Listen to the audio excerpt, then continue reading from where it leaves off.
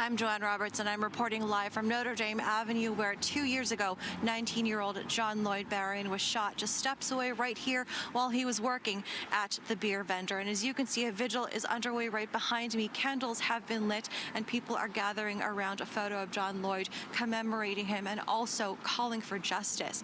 Right now, I am joined with Leila Castro. She's a leader in the Filipino community, as well as the founder of 204 Filipino Forum. Leila, why is it that John Lloyd's death has hit this community so hard?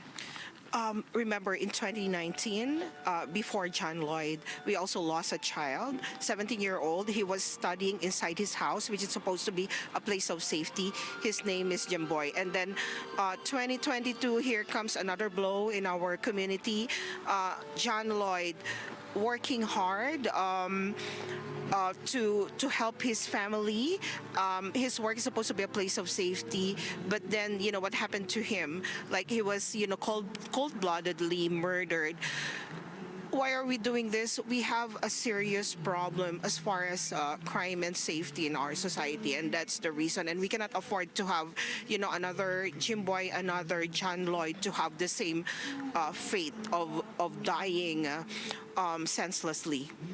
So, Leila, you were actually at the trial where one of the men responsible for his death was sentenced. They sentenced him to 7 years in prison.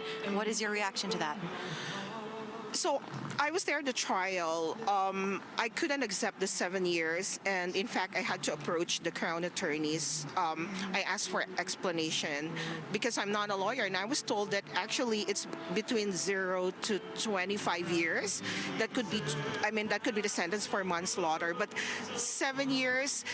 I see the imbalance. Definitely, it's injustice.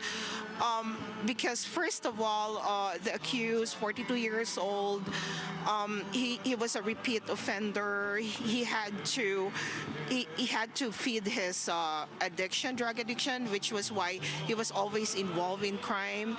And then I also heard the long line of support that's going to be given to him, like he's going to be attending school. Whereas on the other hand, John Lloyd, of course, he was working hard that evening. He wanted to his family. He followed the law, paid taxes. He had big dreams. He really wanted to be, to fulfill that dream, a productive, positively contributing citizen of this country. But what happened to him that night?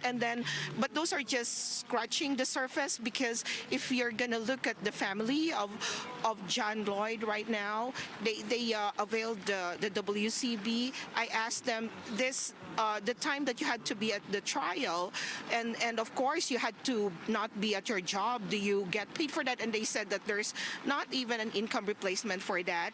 And not only that, but one of the siblings of John Lloyd is having problems with going back to school. The other one is having problems with student loans. So there is an imbalance. I cannot accept the 7 years. And not only that, but